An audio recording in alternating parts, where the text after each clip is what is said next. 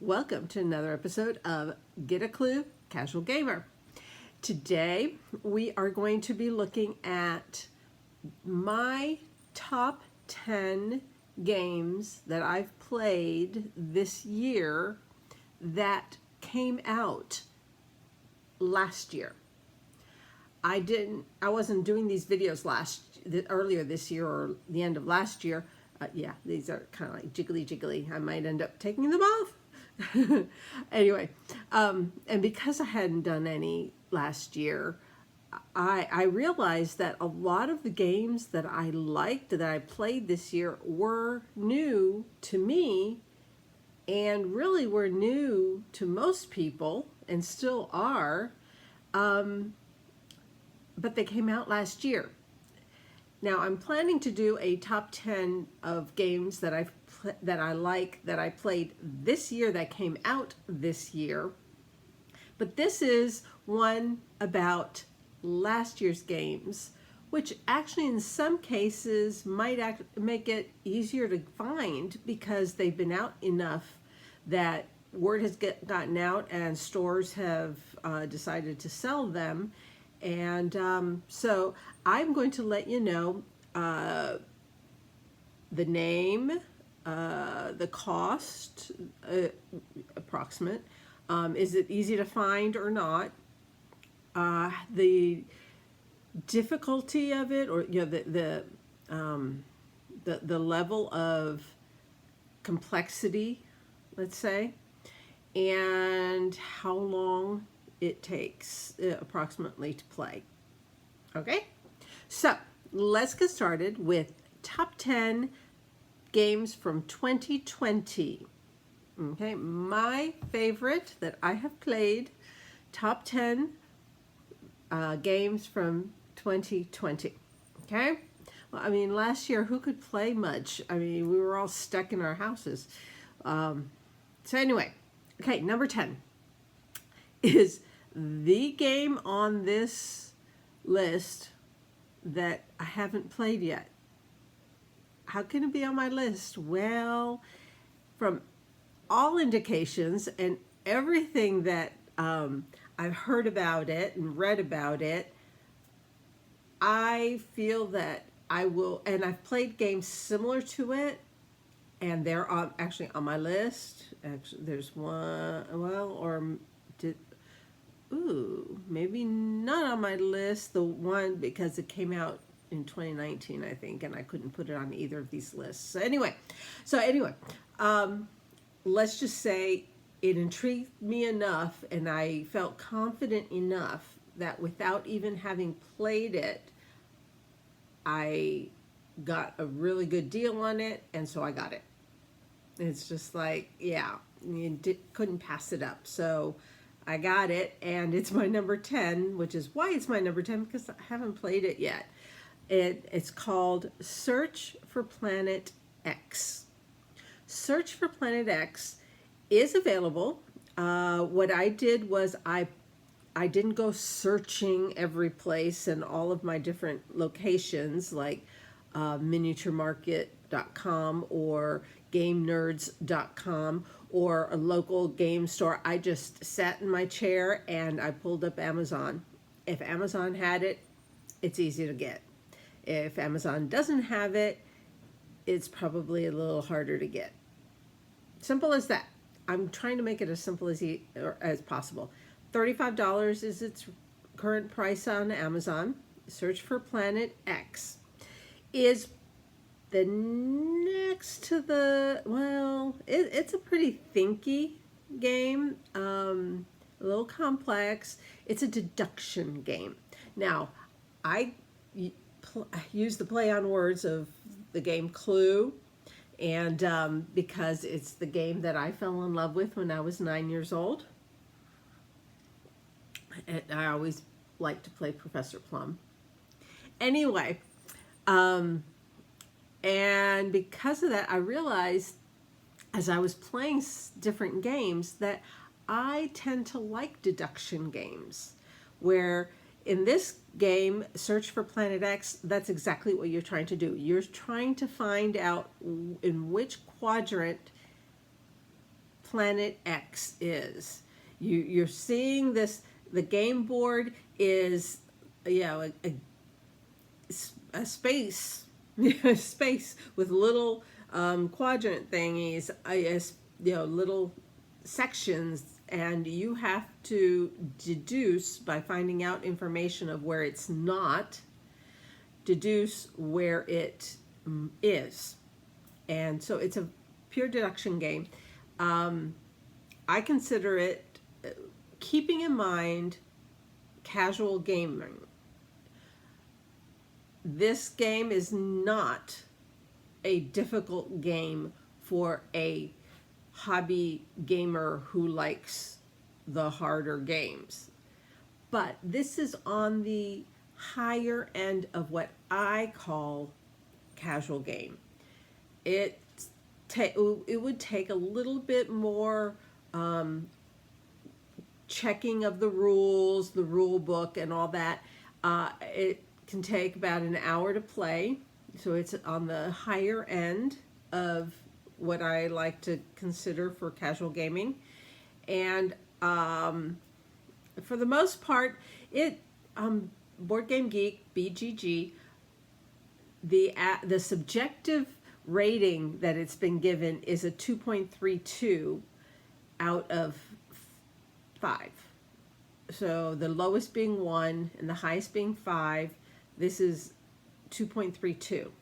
So it's, yes, it's more than a 2, but it's far from being a 3. So and I've played games that go almost to 4. So that I consider a gamer game. 2.32 is an accessible game for a casual gamer who's willing to put in the little bit extra time and who likes deduction. I'm hoping to play this over the Christmas week when I'm around family. I might be able to, and if not, I'm sure my cousin would join me in trying to figure it out. So anyway, number 10, Search for Planet X. We got to speed up on this. Number 9, Floor Plan. I do not own this one.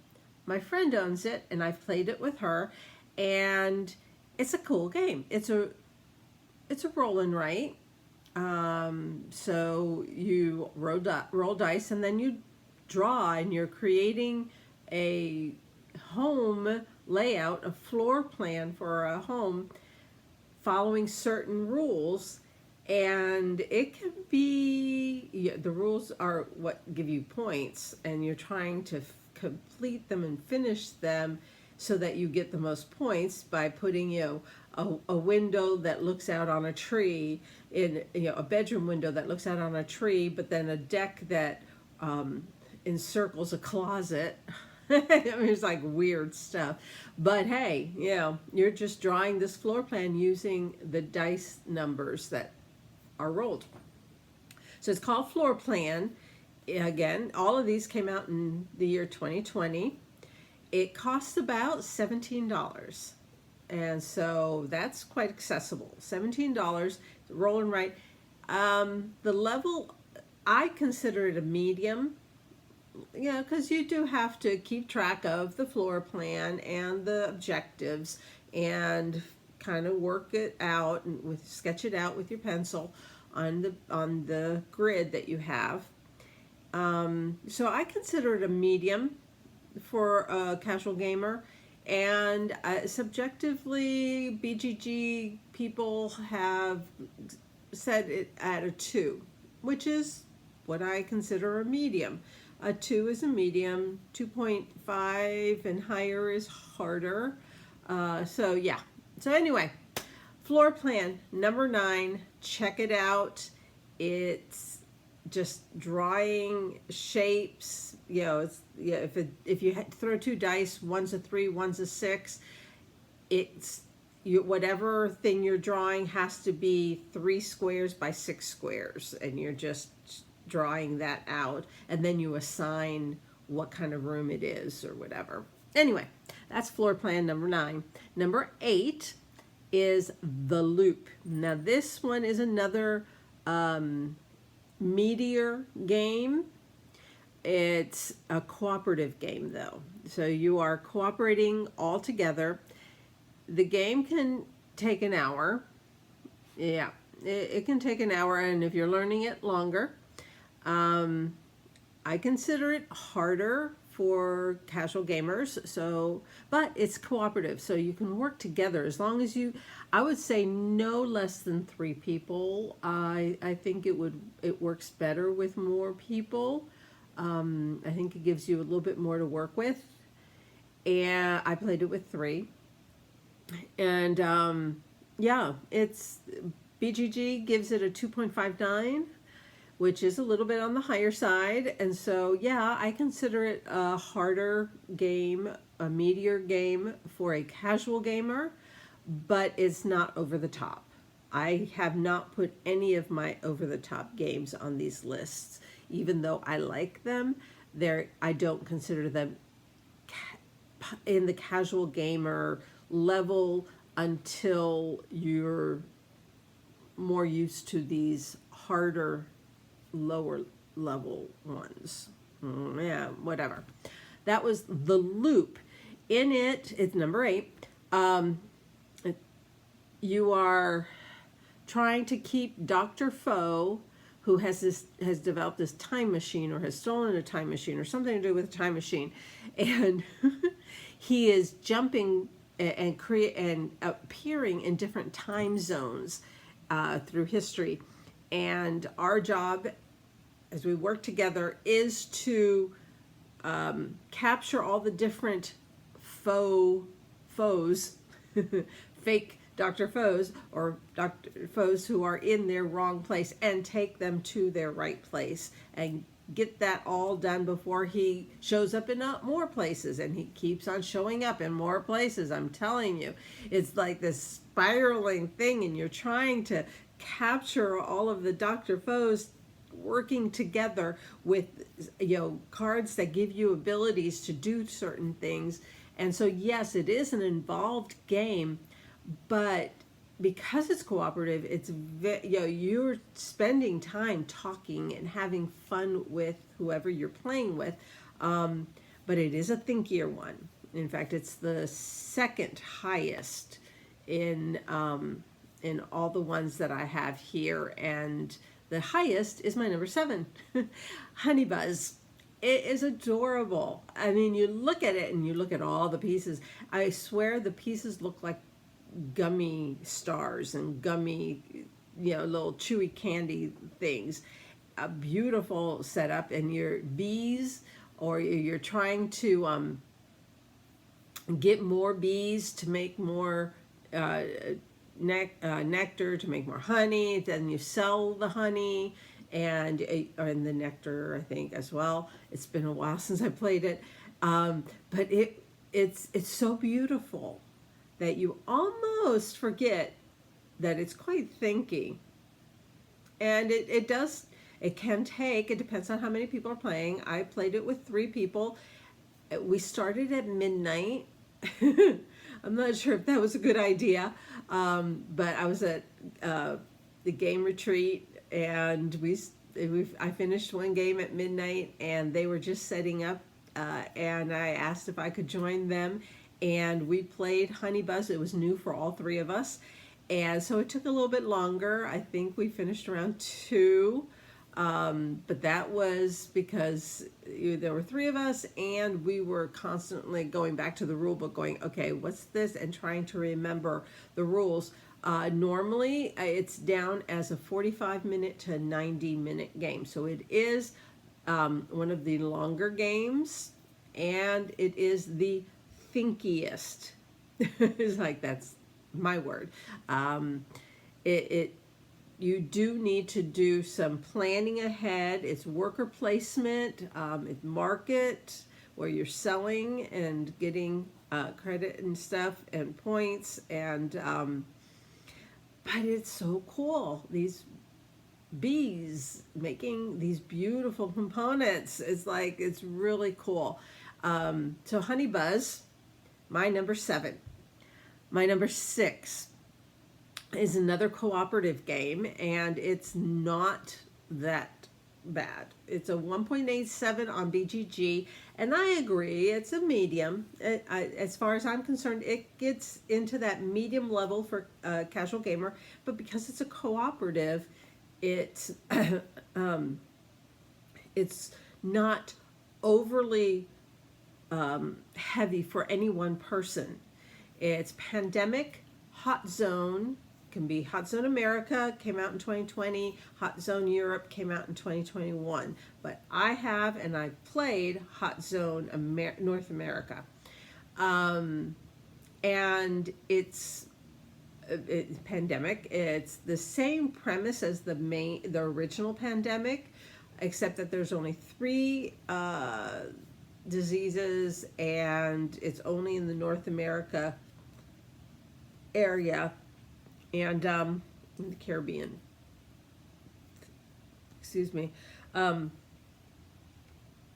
basically, you're working together to eradicate the diseases and to find cures for the diseases. And if you can do that before the diseases create a pandemic across the entire board, you win. And that's it.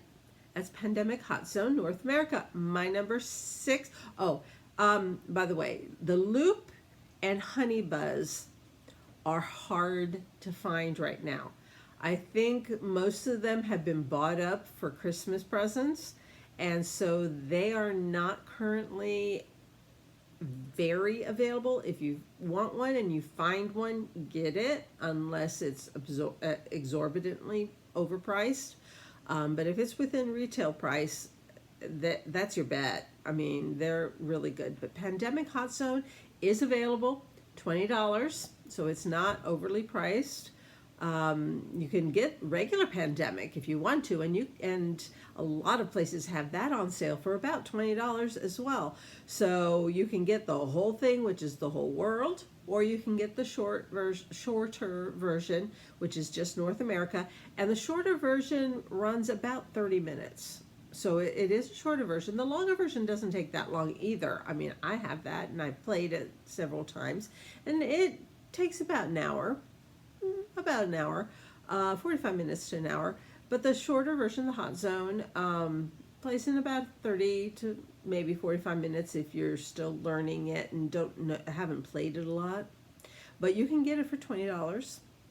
My number 5 is one, again, I don't own this. My friend does, and we've played it, and I really liked it. And it comes in just below a 2. It's a 1.96 complexity, as according to Board Game Geek, and I agree. I agree that it's around that 2.0 area. It is a game of cards, just cards, and beautiful cards. Different, it's you're creating like a park in the center of town type thing, and it runs about 30 minutes, and like I say, it's kind of like a medium thing because the placement of different things is important for scoring at the end.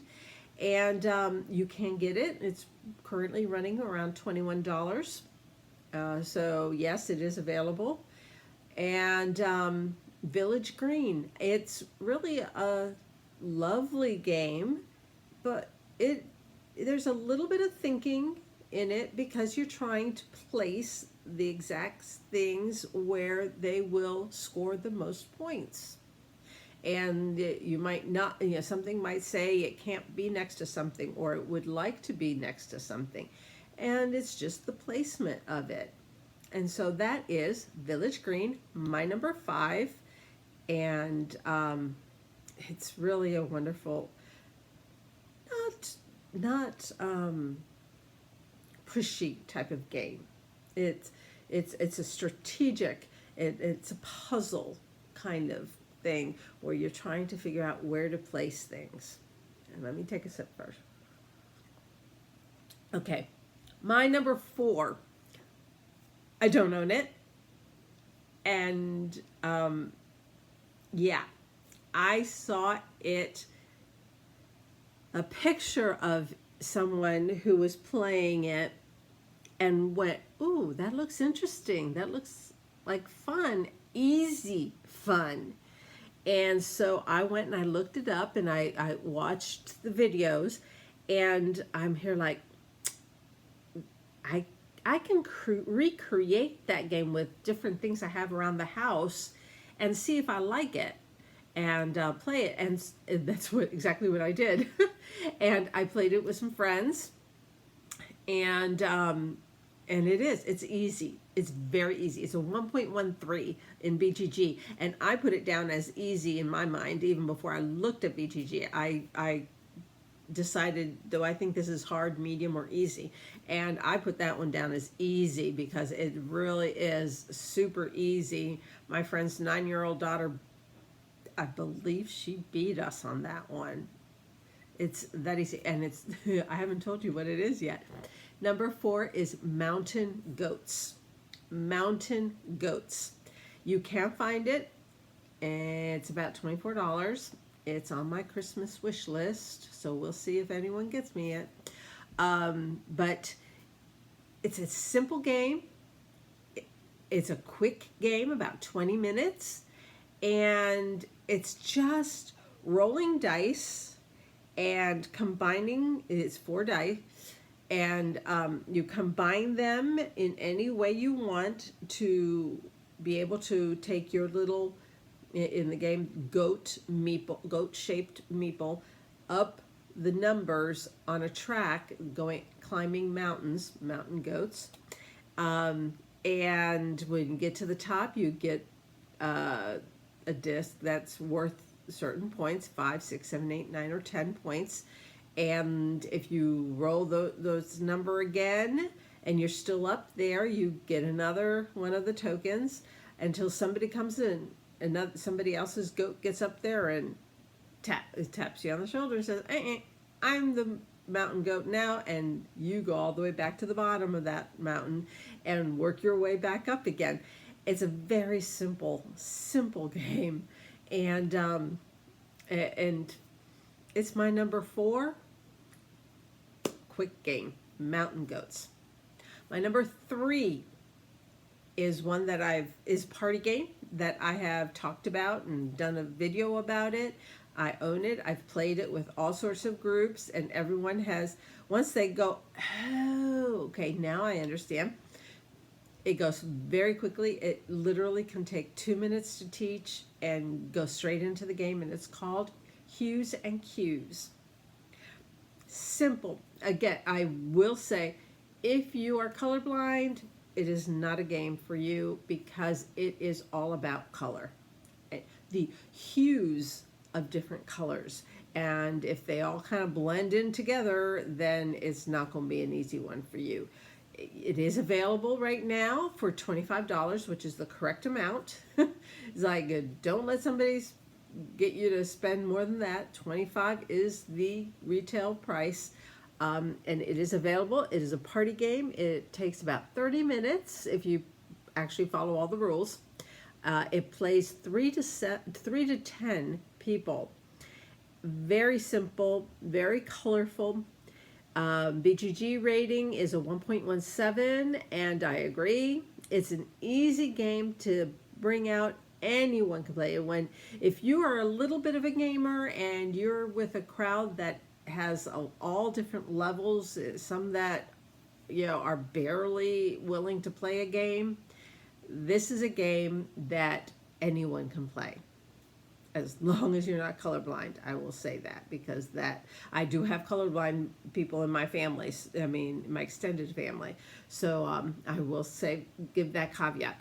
But it is beautiful. All those colors are so pretty. So Hues and Cues is my number 3 for the year that came out, that I played this year, that came out in the year 2020. Now, number 2 is one that I played for the first time just a couple weeks ago, and it is called Picture Perfect. And it's actually getting a name for itself now. It came out in 2020, but it wasn't very available. But now people have had a chance to see it and play it and fall in love with it. It's a very unique game. Hold on a sec. It's a very unique game, but right now, I have not been able to find another. I own it. I bought it a month or two ago. And as soon as I was able to track it down, it took a little while, and I finally got it. And it's not very available right now. This is one that I had a little discrepancy with when it came to difficulty with comparing it to the score that BGG gave it, or the people who give scores on BGG gave it. They put it down as a 1.9, 1.90, and I had it down as an easy. It's kind of like a deduction game. The whole premise of the game is you have little envelopes, kind of like the Clue envelope, and inside, on the outside, is a picture of the person or the dog or the plant. It's mostly people, but there is a dog and there is a plant. And inside that envelope will be 3 cards, and what you are trying to do is be the photographer that will create the most perfect picture. And each of these people, or dog or plant, have criteria they want to fill. Some want to be next to somebody or not next to somebody. Some want to be in the front row, some want to be in the back row, some want to be around the table, some want to have their face hidden, some want to hide someone else's face. It's just like all these little things, and throughout the game you'll be getting different envelopes with the different characters, and you have these little cardboard standees of these people, and you're going to be placing them, trying to complete as many of the criteria that they want. Those cards are shuffled and put into the envelopes sight unseen for every game, so it's going to change. The criteria is going to change every game. Anyway, and if you can get all of them right, you score 6 points. If you get 1 right, you get 1 point. If you get 2, you get 2 points, 3 points, 2 points. I can't remember. Anyway, you get points. But if you get 0, then you get a -3. I think it is. It's a -3 if you don't get any of them. So you're at least trying to get at least one of them so that you have no negatives. Anyway, but it's like, and once everyone had done all the directions and everything, and everyone's had the different turns and all, then you take your smartphone and you take a picture, and you at a certain angle to try and hide the faces of those who don't have their face seen, or whatever criteria it is, and you take a picture, and then you score off of that picture. It's like, what do you see? And then it's a fun game. It's a unique game. I have never seen a game like that. No one has. I love unique. I mean, it was like, this is really cool, but it has a little bit of that Clue feel to it. Not that you're trying to figure out who killed who, where and when, or with what, but rather where can I put this person so that it's fitting their criteria and somebody else's criteria at the same time, so I can score for both of them. It's kind of like a deductive game as well, but you're trying to deduce where to put each person. Anyway, Picture Perfect is my number 2 for the year, for the games I played this year that came out in 2020. And number one is another one that's hard to get right now, because the word got out in the last couple months and people have been buying it up.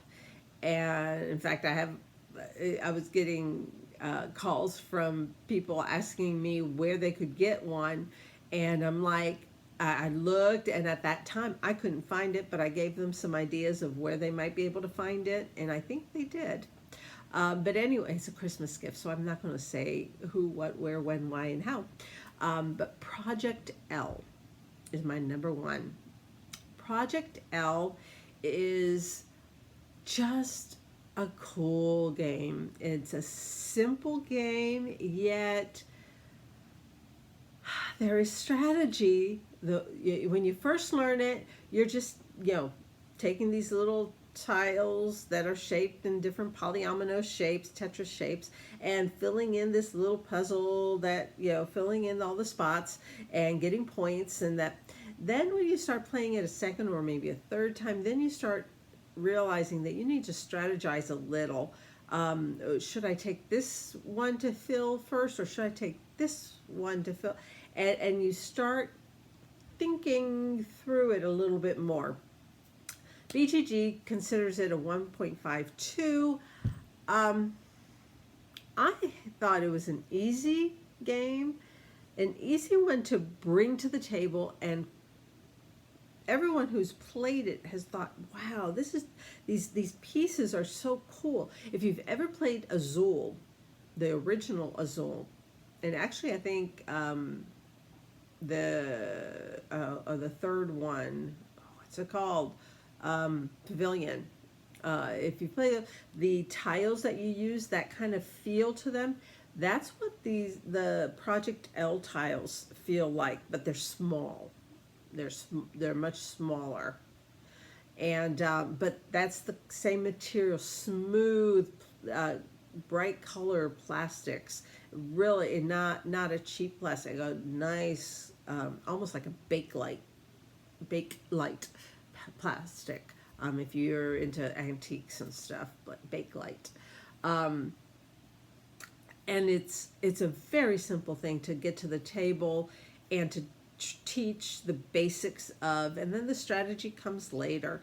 Just have fun with it, and it's just a cool game, but it is very difficult to find.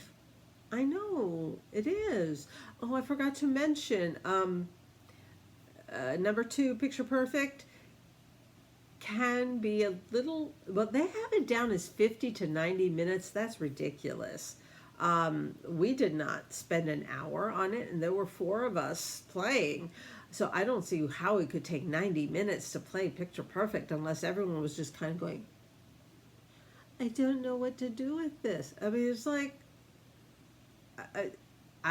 if you knew the game, you probably could do it in 45 minutes. Quick. Just, let's do this. Come on, let's have fun. Now, Project L is 20 to 40 minutes, and that's about right. I'd say a half hour is normal for Project L.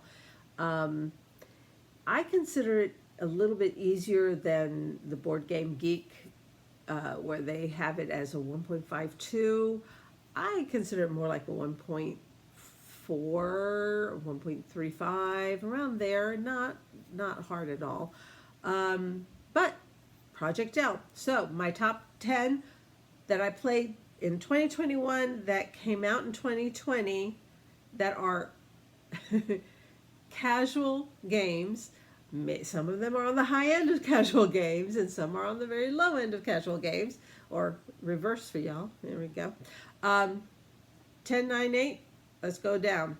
Search for Planet X, Floor Plan, The Loop, Honey Buzz, Pandemic Hot Zone North America, or any pandemic, or regular pandemic.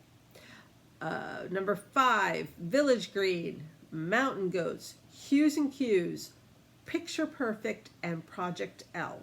Those are my top 10 for this past year, casual games that came out in 2020. And Merry Christmas, Happy New Year, and enjoy your family. Get some games, have some fun playing games, and get some new ones. Out of these, Search for Planet X, Floor Plan, Pandemic, Hot Zone, Village Green, Mountain Goats, and Hues and Cues are easy to get. The others might be a little bit more, but they're worth it.